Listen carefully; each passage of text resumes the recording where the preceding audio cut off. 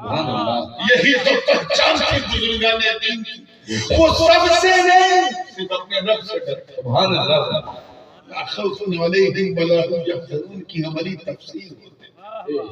تو اے ایمان والو، اللہ سے ڈرو۔ ابلیس ہوا گیا، ابلیس کا تھوڑا سا تڑکا لگانے کا من کرتا ہے، کیونکہ رات اتنی ڈھل گئی ہے اور اتنی بوڑھی ہو گئی ہے، بلکہ رات کے چہرے پہ جھرری پڑ گئی ہے، دیکھنے لائق ہے۔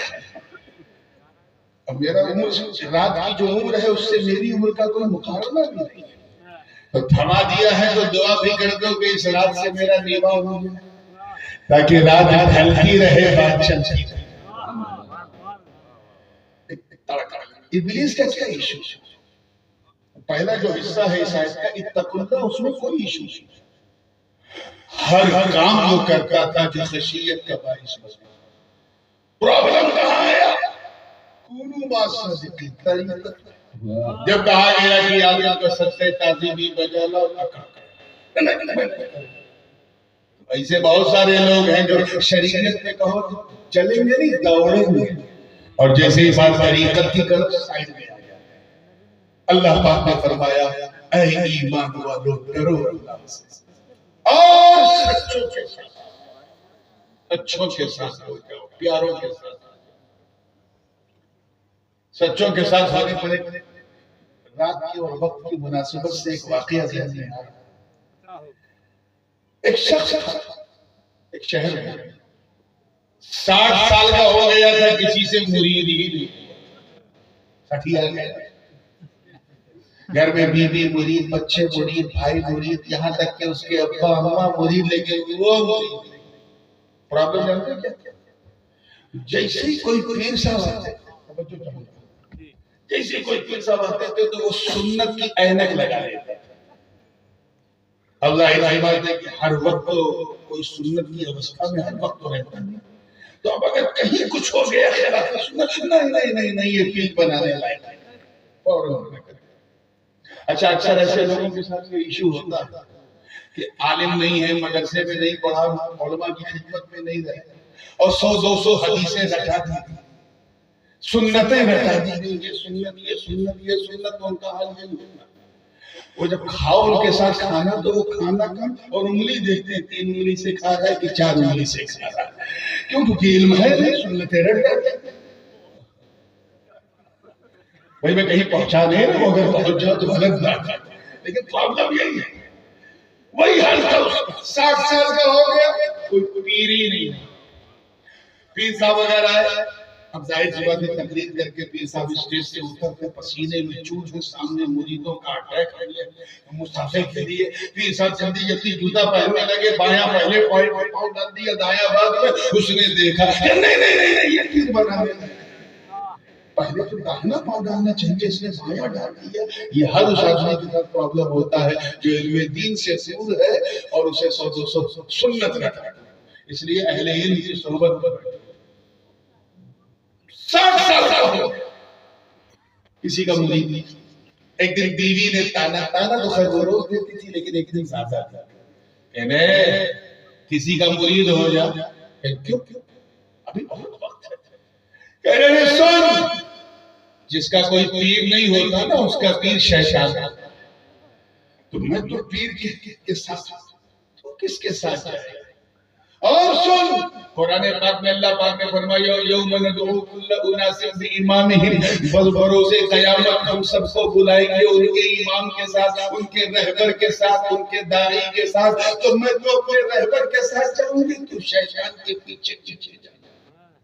اس پہ کوئی اثر نہیں ہوا، بڑھیا بھی بڑی تیز تھی، اس نے کہا دیکھ زندگی کا کوئی بھروسہ ہو جا مرید، اگر صبح کا سورج نکلنے سے پہلے تو ٹپک گیا تو میں تو پیر کے ساتھ جاؤں گی، تو شیطان کے ساتھ جانا۔ یہ بات اس کو کلک ہو گئی کہ یار یہ بات بڑھیا نے بالکل صحیح کہا کہ زندگی کا کوئی بھروسہ ہو سکتا ہے کل کا سورج میں نہ دیکھے، تھر تھر آ گئے، ادھر تو میرا دماغ ہی نہیں گیا، کیا کروں کیسے کروں، پریشان۔ رات کا 2 بج گیا، سب سو گئے لیکن وہ جاگ رہا۔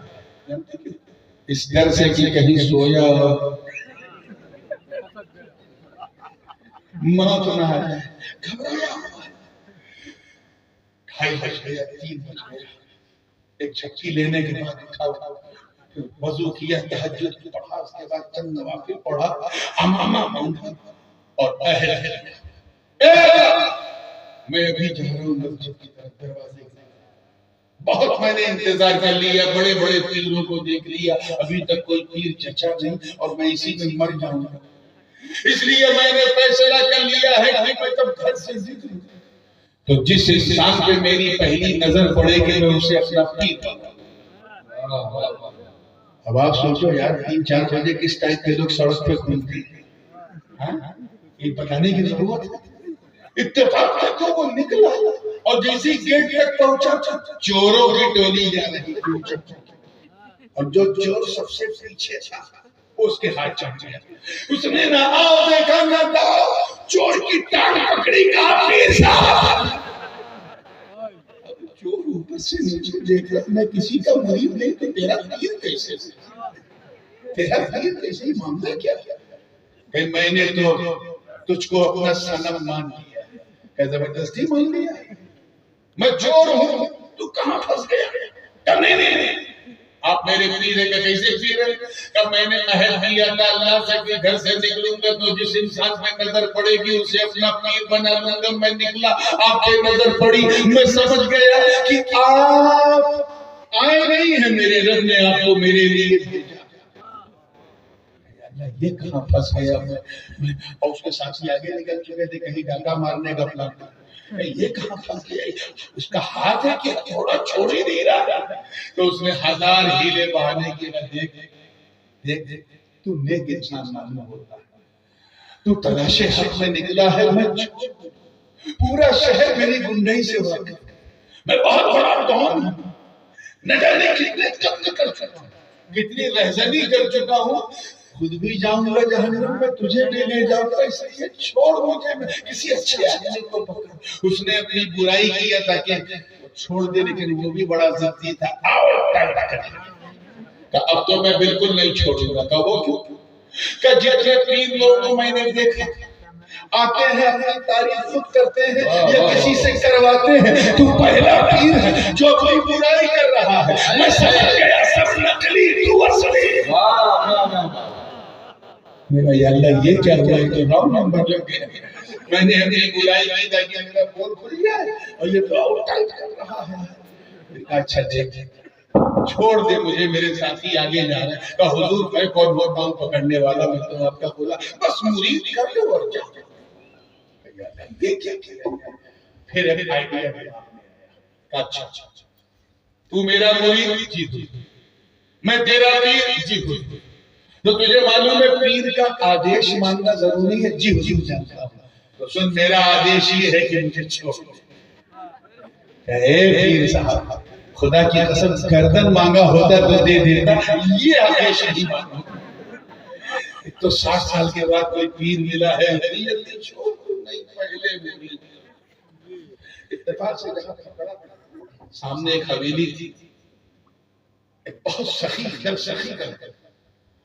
چور نے کہا دیکھ اب تو میرے ساتھی کافی آگے چلے گئے، ان کو تو میں پکڑ نہیں پاؤں گا، تجھے یقین دلانا ہے کہ میں چور ہوں۔ تو سامنے جو کوٹھی ہے، بہت پیسے والا خوب لنگر کھلاتا ہے، سب کو فقیروں غریبوں سب کو بانٹتا ہے۔ میں تیرے سامنے اس گھر میں جاؤں گا، ڈاکہ ڈالوں گا، جو کچھ مال ملے گا وہ چراؤں گا، چرا کے تجھے دکھاؤں گا، پھر یقین نہیں ہوا تو مرید بناؤں گا۔ کیا بنائیں گے میں؟ بھی بڑا سیدھی تھا، کہاں بنا؟ چل جیسے ہی گھر کی دہلیز میں پہنچا چور، اس کا ایمان تھوڑا سا جاگا، اس نے کہا گناہ کرنا تو گناہ ہے ہی، گناہ روکنے پر قدرت اگر ہے تو گناہ دیکھنا بھی۔ یہ ذہن میں رکھیے گا کہ اگر کہیں کوئی گناہ کر رہا ہے اور آپ اسے روک سکتے ہیں تو پھر دیکھنا بھی۔ اس نے کہا دیکھ میں چوری کروں، تو بے ضرر جو ہے چوری دیکھ کے گنہگار بنے، یہیں بیٹھ، میں اندر جاؤں گا، چوری کروں گا، چوری کا جو مال ہے وہ تجھے دکھاؤں گا، اور یقین نہ آیا تو پھر مرید بناؤں گا۔ ٹھیک ہے۔ چور اندر، رات کا وقت ہے، 4 ساڑھے 4، ہاتھ پیر مارنا کچھ ملی نہیں، ادھر ہاتھ مارا تو مسلسل، ادھر ہاتھ مارا تو تصویر، آگے بڑھا تو قدموں سے ٹھوکر لگی، دیکھیں لوگ ایک چوکی ملی نماز والی، سوچا اس کے اندر شاید خزانہ ہو، اندر کبھی باہر کبھی دائیں کبھی بائیں ہاتھ پیر مارنا، کچھ مل نہیں رہا، اور ادھر دور ایک چراغ روشن، وہاں کوئی اور نہیں، پیر پیرا، میر میرا، شاہ جیلا، جنریل نورانی، محبوب سبحانی، قطب سمدانی، شہباز لامکانی، جدنا محی الدین ابو محمد عبدالقادر جیلانی رضی اللہ تعالیٰ عنہ جلوہ گر ہے، وہ وہاں پر جلوہ گر ہے۔ اسی درمیان مبلغ پیغام اولیاء حضرت خواجہ خضر کی آمد ہوئی، عرض کیا اے عبدالقادر جیلانی، کربلا کے مقام پر، فلاں مقام پر ایک ولی کا انتقال ہو گیا ہے، ایک قطب رحلت فرما گئے ہیں، اس لیے فجر سے پہلے اس کی کسی کی قطبیت و ولایت کا اعلان کر دیجئے، کسی کو نامزد کر دیجئے۔ اے بالا کے غیور مسلمانوں، عظمت شان غوث اعظم دیکھو، سخاوت غوث اعظم دیکھو، فرماتے ہیں اے خواجہ خضر، ادھر ادھر جانے کی ضرورت نہیں ہے، ایک چور آیا ہے، بڑی دیر سے ہاتھ پیر مار رہا ہے، اسے کچھ ملا نہیں، کہیں ایسا نہ ہو کہ باہر خالی ہاتھ جائے اور بغداد کی گلیوں میں شور مچائے کہ عبدالقادر جیلانی کے گھر گیا تھا، مجھے کچھ ملا نہیں، لوگ میری سخاوت کو تانا دیں گے، اس لیے میں نے فیصلہ کر لیا ہے کسی چور کو ولی بنا دیا ہے۔ نعرہ پیر، نعرہ رسالت، علماء اہل سنت، اسی چور کو ولی بنا دیا جائے، نظر کا پیر چل چل، پیر کو پیر مل چل چل، اب تو دنیا میں دل کی دنیا ہی بدل چکی، کہاں کی چوری، کہاں کا چور، کہاں کے ساتھی، سب اب وہ چور نہ رہا۔ حضرت الفی رضی اللہ تعالیٰ عنہ، اب تو محقف کیفیت یہ ہے کہ غوث پاک کے چہرے کو تکتا جا رہا ہے، ایک دن گزرا، دوسرا دن آیا، غوث پاک نے اسے نوازا، اپنی بیعت میں شامل کیا، سلسلے میں داخل کیا، پھر اسی نشست میں خلافت بھی دیا اور سینے سے لگا کے ولایت بھی دی، قدم بوسی کر کے، جیسے ہی حضرت الفی جو ثابت میں چور تھے جیسے ہی دروازے تک پہنچے، غوث پاک نے آواز دی کر رک، جا تو رہا ہے لیکن اندر آنے سے پہلے تم نے کسی سے وعدہ کیا، وہ تیرا مرید دہلیز میں بیٹھا ہے، 2 دن سے دن کھائے پیے بیٹھا ہے، تو نے وعدہ کیا تھا کہ اندر جاؤں گا، چوری کروں گا، چوری کا مال تجھے دکھاؤں گا، پھر مرید بناؤں گا، جا جو کچھ میں نے تجھے دیا ہے اسے دکھا کے اپنا مرید بنا دے۔ اپنا مرید بنا لے۔ اس واقعے سے 2 باتیں سمجھ میں آئیں، ایک تو سب نے کیچ کر لیا، 2 باتیں، پہلی تو یہ، توجہ چاہوں، پہلی بات تو یہ کہ پیر اگر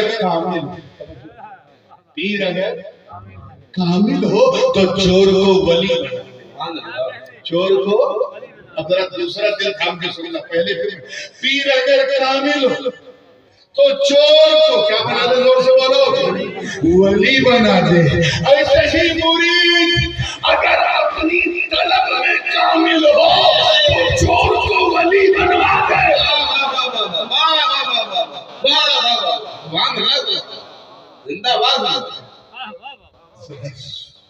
سوچو کیا ملتا ہے، ارے یہ تو خیر انسان ہے، میں ایک جانور کی مثال دے کے آگے بڑھنا چاہتا ہوں۔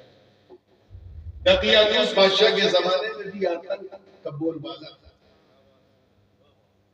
ایسا بادشاہ تھا، رومن امپائر کا، ستاروں کی پوجا کرتا تھا، لوگوں کو تنگ کرنے کے سوا کوئی تھا، سب کو پریشان کرتا تھا، سب کو مارتا پیٹتا تھا، قتل غارت گری کرتا تھا۔ یہ حضور علیہ السلام کی ولادت سے لگ بھگ 350 سال پہلے کی، اور حضرت عیسیٰ علیہ السلام کے آسمان پر جانے کے لگ بھگ 250 سال بعد کی بات۔ حضرت عیسیٰ کی امت کے کچھ افراد کچھ اولیاء کچھ نیک لوگ، اللہ جانے وہ 3 تھے کہ 4 تھے کہ 5 تھے کہ 7 تھے، کتنے تھے نہیں، لیکن کچھ تھے، انہوں نے فیصلہ کیا کہ یہ کام کرتے ہیں، یہاں تو ہم اللہ کی نہ عبادت کر پا رہے ہیں نہ کچھ، چلو یہ جگہ چھوڑ کر کے نکل۔ وہاں سے جب چلے تو رقیق نام کے گاؤں میں پہنچے، وہاں دیکھتے کیا ہے کہ ایک کتا ان کے پیچھے، اور ایک کتے کی مثال دے رہا ہوں، وہ آگے کتا پیچھے ایک دو بار تو اسے ایسے ہٹ کیا، لیکن وہ پوچھ ہلاتا تھا، اپنی وفاداری کی بات سناتا تھا، پھر پیچھے لگ جائے، یہاں تک کہ مقام رقیق تک پہنچ گئے، کہف نام کے پہاڑ کے قریب۔ جب وہاں پہنچے تو جو ان میں سب سے آگے تھے، انہوں نے آگے بڑھ کے کہا، اے کتے رک، یہ کیا تماشا ہے کہ اتنی دور سے تو ہمارا ساتھ نہیں چھوڑا، پیچھے ہٹ کر رہے تھے۔ کتا رونے لگا، گویا وہ زبانِ حال سے کہہ رہا ہوں کہ اے اللہ، کاش میرے پاس انسانی نطق ہوتا تو میں تیرے نیک بندوں سے بات کر لیتا، اپنے دل کی بات سنا دیتا۔ رونے لگا، اسی کیفیت میں اس نے ہاتھ اٹھایا، اپنے آگے کی ٹانگیں ہاتھ کو اٹھایا، عرض کیا، اے اللہ تو مجھے انسانی زبان دے دے، انسانی زبان دے دے تاکہ میں تیرے نیک بندوں سے بات کر کے اپنی عقیدت کا اظہار تو کر سکتا۔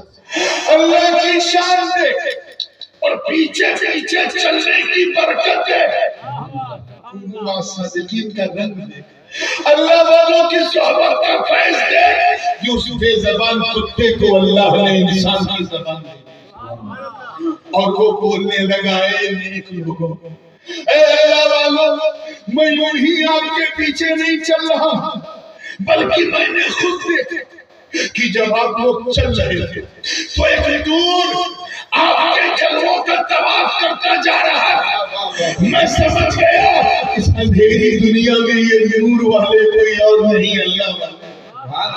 میں بھی دکھیا نور سے تنگ ہوں، مجھے اپنے ساتھ لے چلو، ساتھ میں رہنا چھوڑو۔ وہ پیچھے کہنے لگا، سنو، واللہ انی احب الصالحین، قسم خدا کی میں اللہ والوں سے سچی محبت کرتا ہوں، مجھے نہ چھوڑو۔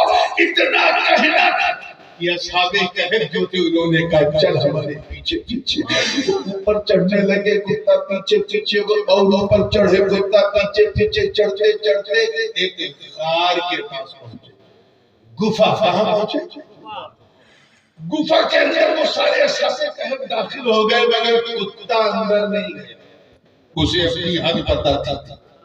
وہ گفا کے دہانے میں اپنے دونوں ہاتھوں کو آگے کیے ہوئے، پاؤں کو پھیلائے ہوئے، قلبہم باسط ذراعیہ بالوصیۃ، ذرا پیچھے چلنے کی برکت ہے کہ اس بے زبان بندے کی بیٹھک کو بھی میرے رب نے اپنے کلام کا عنوان بنا دیا۔ سبحان اللہ، اللہ کرے سمجھ میں آ جائے، میرے رب نے اپنے کلام کا عنوان بنا دیا۔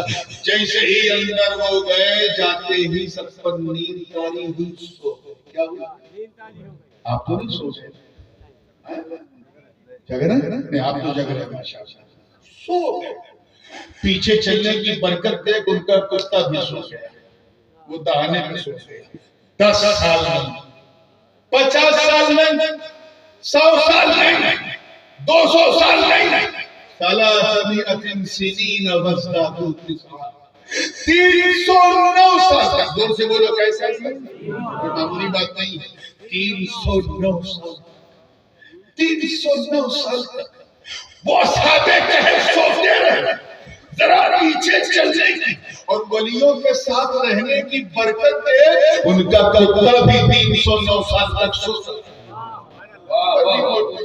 وَنُقَلِّبُهُمْ ذَاتَ الْيَمِينِ وَذَاتَ الشِّمَالِ، اور وہ ہر 6 مہینے پہ کروڑ بدلتے تھے، دائیں سے بائیں، بائیں سے دائیں۔ کتے کی شان دیکھو، ان کا کتا قطمیر، وہ بھی 6 مہینے پہ کروڑیں بدلتے۔ یہ ہوتا ہے سچوں کے ساتھ رہنے کا فائدہ۔ وہ گفا بھی بڑی ادبھت، توجہ چاہوں گا اس وقت پہ خاص، اللہ کرے تھوڑا سا پورب سے بھی کھلی تھی، تھوڑا سا پشچم سے بھی کھلی تھی، اور گفا اسی تھی کہ جب سورج نکلتا تھا تو کرنیں اندر، اور جب ڈوبتا تھا تو پسچم سے کرنیں اندر آتی. کہیں ایسا نہ اللہ کرے سمجھ میں آ گیا.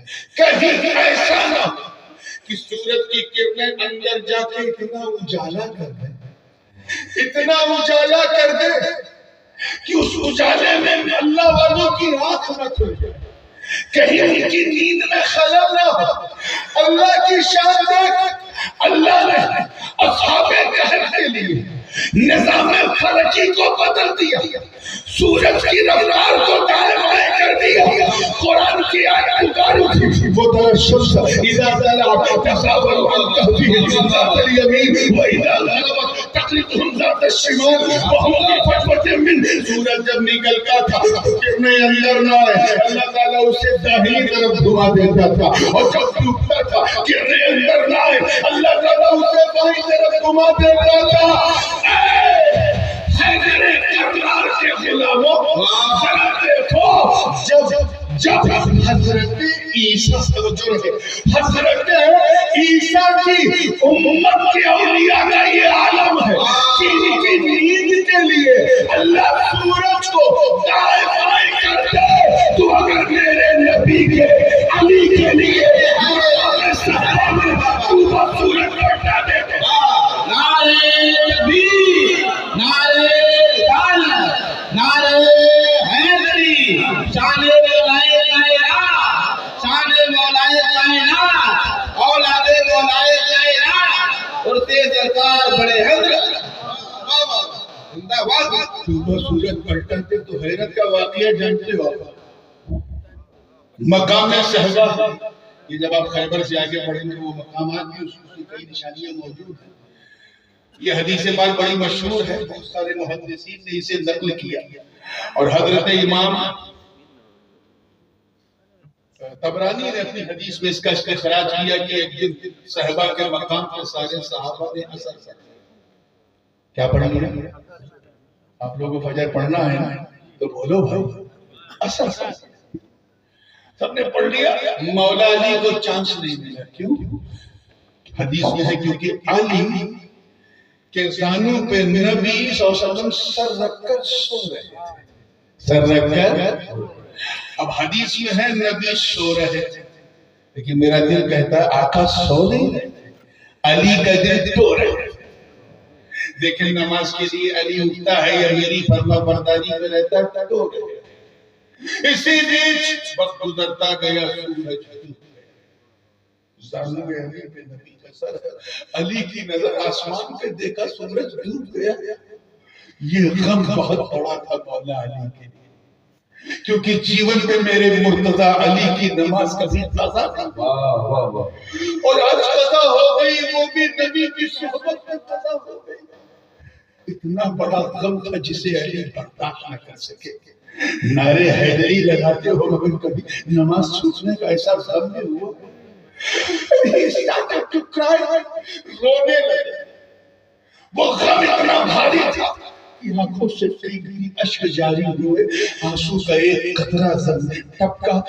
زانوں پہ مصطفیٰ کا رخ والضحیٰ ہے، حضور کے چہرے پہ علی کے آنسو کا قطرہ گرا تو حضور کی آنکھ کھل گئی. آنکھ کھلی تو فرمایا مالک کیا ہوا میرے بھائی؟ لماذا تبکی؟ رو کیوں رہا؟ حضرت علی نے آسمان کی طرف اشارہ کیا، حضور وہ دیکھیے سورج ڈوب گیا. میں اس لیے رو رہا ہوں کہ یہ غم میرے لیے بہت بھاری ہے.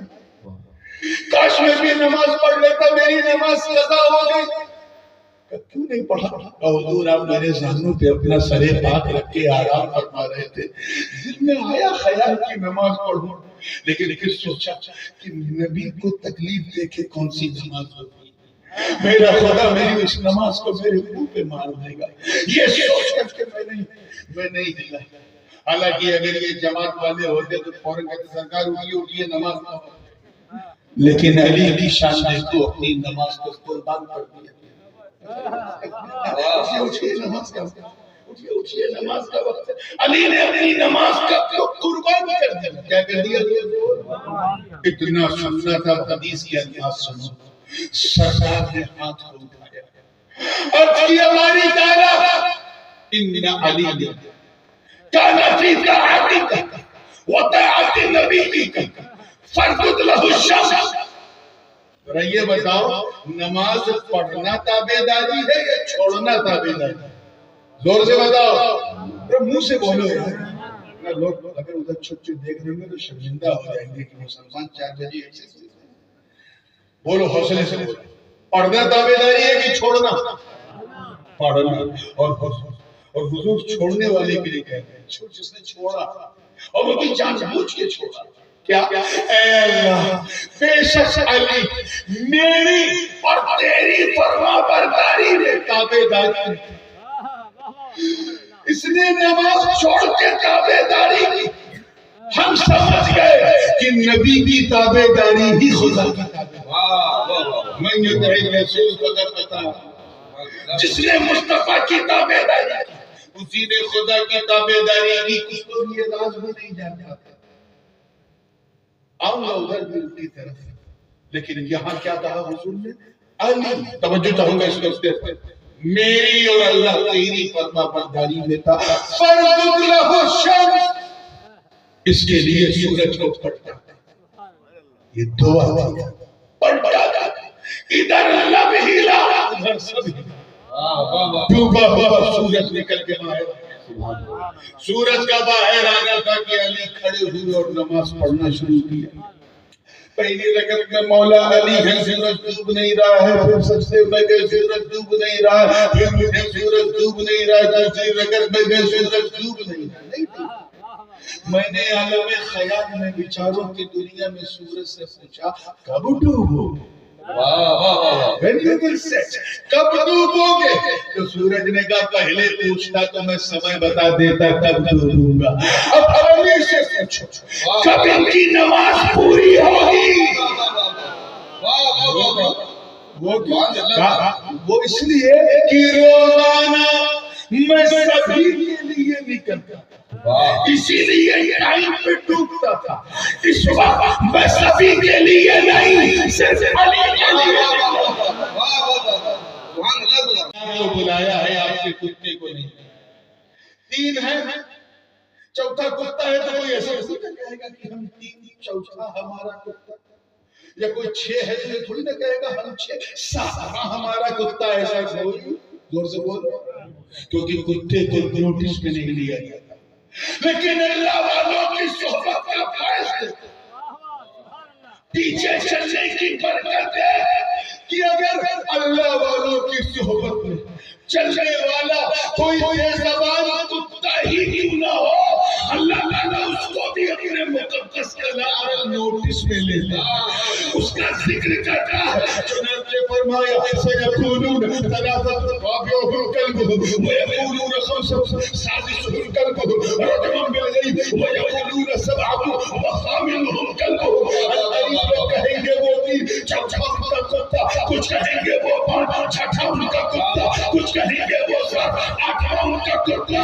تو اے بڑے حضرت کے مریدوں گھبراؤ مت، اگر تم نے دامن تھاما اور پیچھے چلنے کا ارادہ کیا ہے تو رب کی عدالت میں جہاں ہر ربانی ہے وہاں ہر ربانی۔ نعرہ تکبیر، نعرہ رسالت، نعرہ رسالت، فیض ربانی، فیضان سیدنا سرکار مظہر ربانی۔ یہ ہے پیچھے چلنے کا۔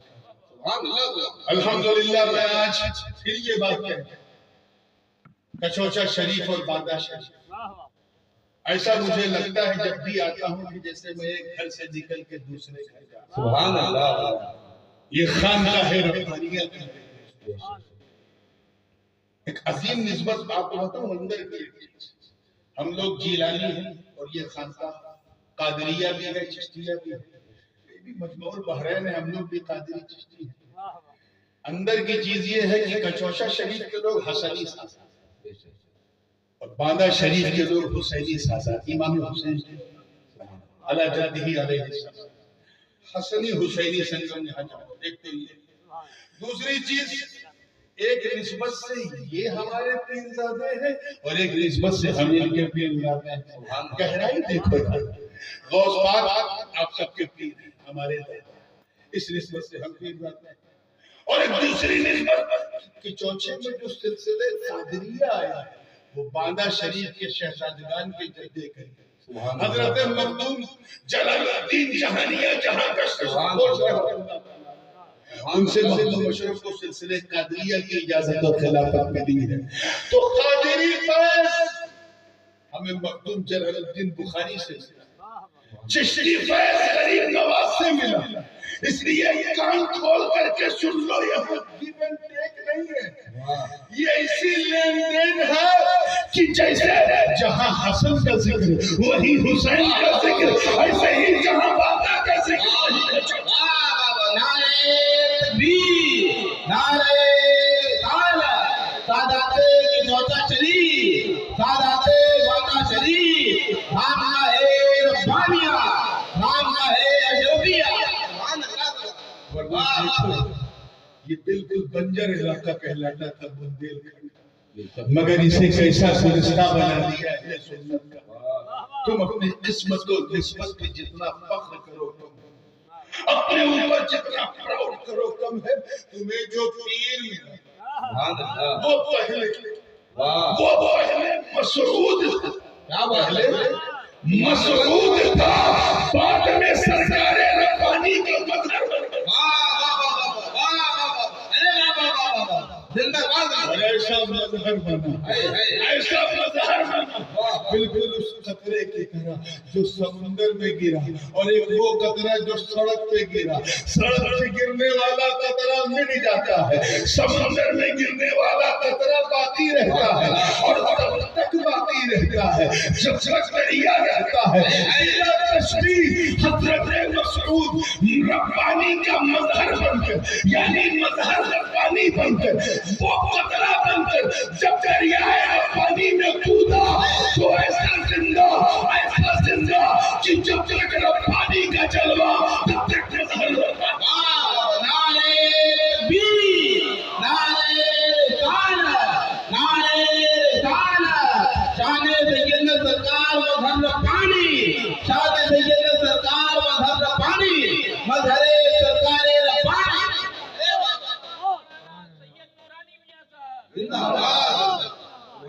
کہنے سننے کو بہت کچھ تھا، لیکن یہ عرس کی تقریب ہے اور بالکل خل کا وقت نزدیک ہے. ہمارے یہاں مراسم ایسے ہوتے ہیں اور تقریباً ہر خانقاہ میں کہ اس سے پہلے صاحب عرس کی شان کچھ منقبت کے 2-3 شعر پڑھے جاتے ہیں یا 2-3 کلام پڑھے جاتے ہیں تاکہ کل پڑھتے وقت کل ہو جائے. اور اسی کے لیے میں اپنی واڑی کو یہیں ویرام دے رہا ہوں، گفتگو کو ختم کر رہا ہوں. مولا کریم ہم سب کا سننا، گنانا، پڑھنا سب قبول فرمائے. وآخر دعوانا ان الحمد للہ رب العالمین.